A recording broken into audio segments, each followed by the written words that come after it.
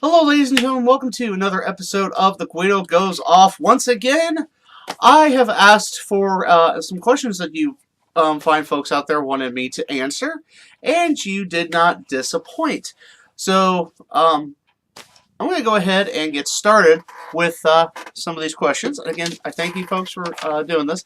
Now, this is probably going to be over the course of a couple episodes because I got a lot of good questions, a lot of in-depth questions, and just simply a lot of questions, which is great because, means you guys want to hear what I think, and I appreciate that.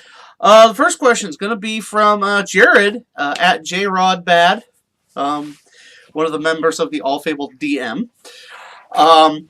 He asked me, what's one thing that I would like to own that I don't already own? Now, I did have to clarify, it had to be something tangible. Vince Russo's soul was not part of the deal. So, there's actually a lot of stuff I'd like to own that I don't. But, as you know, the nature of the show is a wrestling-related show, so I'm going to say something wrestling-related. And easily something I would love to have that I don't have. Easily the like the holy grail of WWE pops, and that would be the Hot Topic CM Punk. It's him in the pink tie. It's it's very hard to find, and when you do find it on the market, it's it's pricey. I've seen it go for like up to $400. I mean, there's another rare one out there. I've seen it available, but again, it's also highly priced, and that's the 7-Eleven Rey Mysterio. Actually, any Rey Mysterio right now is pretty pricey. So, yeah, but easily the CM Punk. Yeah, easily the CM Punk Hot Topic exclusive pop. I mean, I did find one of the Holy Grails here recently. I was able to get an AJ Lee, which those, I've also seen that one in the neighborhood of $400. And now they just simply, if they come on the market, it's not cheap. I actually was able to get one at a good price. And so, yeah, that's why I took advantage. And I got it. It's right over here. Right there.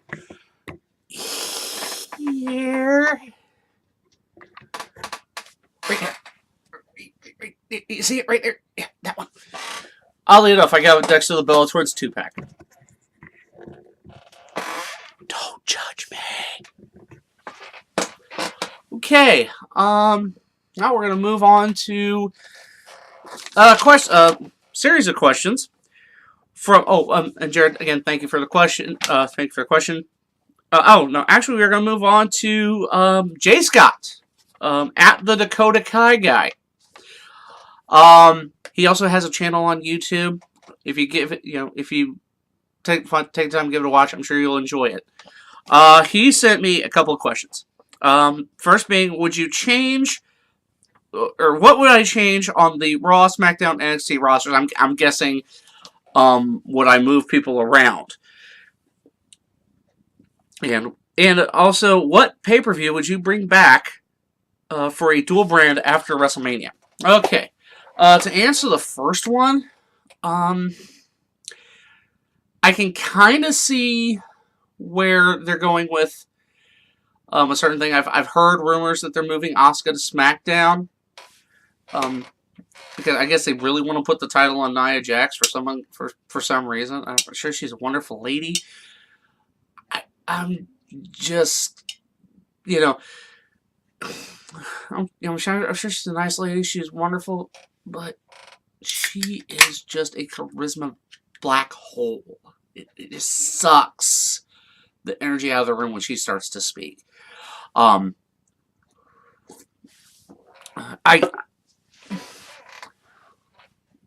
yeah, seriously. I could see them moving Asuka to SmackDown, having her challenge Charlotte, because honestly, that would be a great match. And then just let Nia beat the crap out of Alexa or whatever. Now, in exchange, a woman I would move to Raw would be Becky Lynch. And the reason why, let's face facts, ever since her run as the first SmackDown Women's Champion ended, they've literally done nothing with her. And, it's mostly because of Kevin Dunn's power backstage, because he hates her accent. I don't know why you're going to dog a talent because they speak a certain way, given the way he speaks. Oh,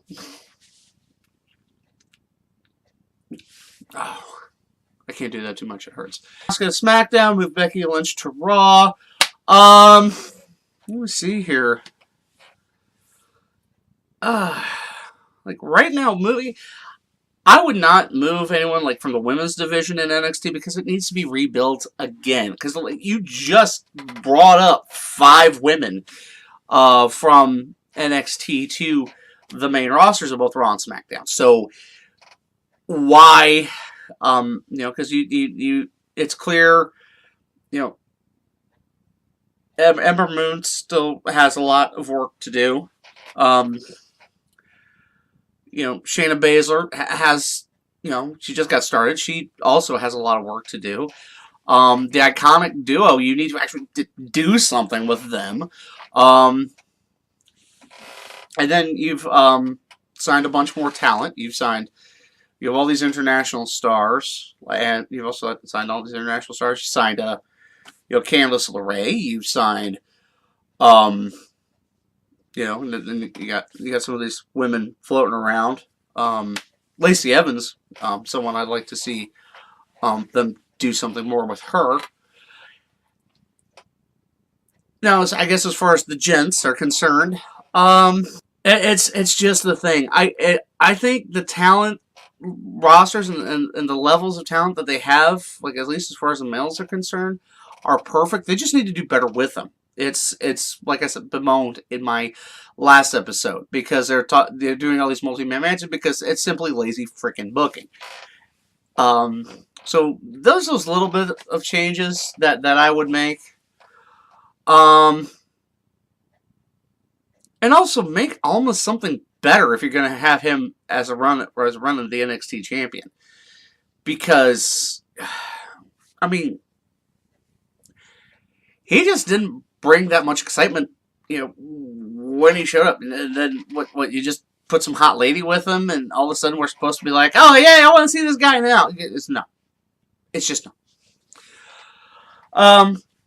So, and then, what pay-per-view would you bring back for a dual brand? Got a King of the Ring. King of the Ring. And make King of the Ring mean something. Maybe even a queen, there we go. Yeah, King of the Ring. But then also, maybe Queen of the Ring. Just call it King of the Ring, but you're going to have 2 separate tournaments. You're going to have, the men's tournament and the women's tournament, Crown King, Queen of the Ring. And of course, make that mean something. But, a title shot down the road or something of that nature. Make it mean something because Lord knows it's the booking has been atrocious, to say the least. So make these things mean something.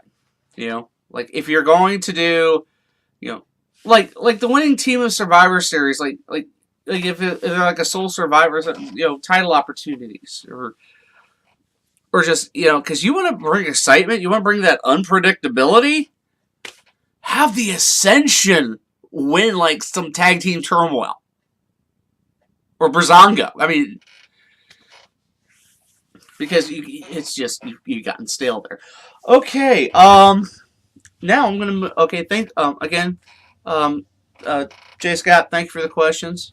You've got his Twitter handle. I need to subscribe to his channel on this channel. I've got to subscribe to my personal channel, but I'm going to subscribe to him on this channel so that you can all, see his stuff, follow him, subscribe, watch, do all that good stuff. Okay, my next set of questions, and this one, let's see how fast I can get through these. Okay, My next set of questions comes from Kara Racing 75. Kara, I love talking with her. She's actually fairly, kind of, sort of close here to where I'm at. We discuss a lot of interesting things: weather, wrestling, cats. And so she's a lot of fun to talk to. Really interesting lady. So, and of course, I thank you in advance for sending me these questions. Her first question: what made you start doing videos for your fans? I like wrestling. I like talking about wrestling. I like talking with other people about wrestling. People from all over the country and all over the world that I, may never ever get a chance to meet live and in person. And so, it's, I did get this question. I think I did get this question similar. But yeah, I just love wrestling. I like talking with people about wrestling. So if the answer you were looking for was bitches and money, I'm sorry, not the answer you're gonna get. Because if I wanted those things, this channel would be totally different. And probably not in my basement, surrounded by a bunch of stuff like this. But I think my stuff's cool. That's me. That's just me. It's my stuff. That's why it's cool. It's mine. Mine. Okay, second question. What 4 wrestlers, living or dead, would you put together in a tag team dream match? Okay. One team I would have, and just because I love odd couple tag teams, let's talk one of the oddest odd couple tag teams you would ever see. Shawn Michaels and Bret Hart would be one team. And mostly because trying to see those two coexisting. I mean, they buried the hatchet, but I mean, they're respectful to each other. Doesn't necessarily mean they like each other. I would have those two going up against the team. I think this would be a very interesting team. The team of Ted DiBiase and Dusty Rhodes. Rich man, poor man, the $1 million man with the son of a plumber. Tell me also those promos would not be, those promos would be beautiful. Because I mean, if you ever, I know a lot of you probably watched this, probably seen like a lot of the Dusty Rhodes promos. Half the time you can't understand a word he's saying because you're getting really excited but you can feel the passion in those promos. It's just the dynamic of that team. And like I said, I like odd couple tag teams. Teams like Stone Cold and Shawn Michaels. Stone Cold was in like 3 or 4 odd couple tag teams. Rock and Sock Connection. Let's see. Team Hell No. Teams of that nature. I've actually might do a top 10 in the future. Might even do it this week. I might, thank you. I think I'm going to work on this and get a top 10 out of it. Top 10 odd couple tag teams in wrestling history. Because I think it, and yes, Rick Steiner and Judy Bagwell would be on that list. Okay. And so, biggest influence in wrestling today. It's actually a combination of of a few people. And it's good. You want to talk about odd couples? Jim Cornette and Paul Heyman. I kind of agree with a lot of things Cornette says, and that you can do wrestling the way it was done back, in the 80s. And it's still being a success. Just, it would still be successful. It'd still be popular. I know, I mean, yes, family friendly, it will get you a bigger audience because, and that's the thing. I mean, here a few weeks ago, I went to an indie show. They finally brought wrestling back to my town. We hadn't had wrestling in 19 years. The last time a wrestling promotion came to our town, was in 1999. And these guys, they came in, they put on an incredible show, and of course it was all family friendly. Nothing crazy, and everybody was into it. And they were expecting like a few people, like maybe 100 people. The local wrestling community came out in droves. We were like 500 plus people there. And so it was a huge success, and they're coming back. And I can't wait to see these guys come back, because you can still do the way wrestling used to be and still make it palatable to a modern audience. And you don't have to shove any certain gimmicks down anyone's throat. You don't have to do something that just you like because I think it could work even in this modern day and age. Now, don't get me wrong. They keep saying kayfabe's dead. I don't think kayfabe's dead. You can leak out whatever stuff you want. I think, whatever's getting put to these dirt sheets and that, even then, they're not getting the whole story.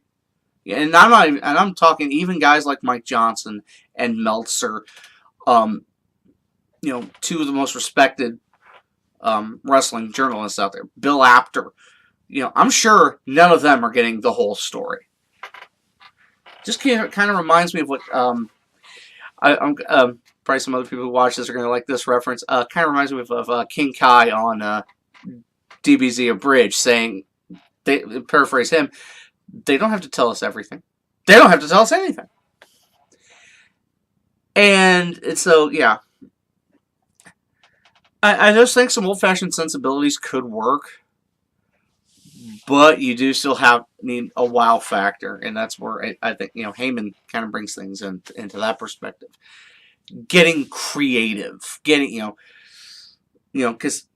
when you think ECW, you think you just think of the crazy hardcore garbage wrestling, but they had great wrestling matches in ECW. It's like you came for the blood, you came for the tables, you came for the multiple chair shots and barbed wire, but then while you were there, you had matches, with the likes of guys that are now, if they're not Hall of Famers, they will be soon. I mean, the likes of Eddie Guerrero and Dean Malenko, Rey Mysterio. He got to start in the U.S. in ECW. A lot of people don't know that. Chris Jericho, Lance Storm. A lot of guys that got their start there, or got their most exposure there, and it worked for them. So, it can work. You just got to be careful how you do it. Thanks again, Kara, for these questions. I think that's going to do it for this episode. Again, I thank you for some questions. If you didn't see your question on here, I'm getting to them. It's just I'm trying to keep these short. I'm trying to keep these episodes a bit shorter. So again, there will be another one.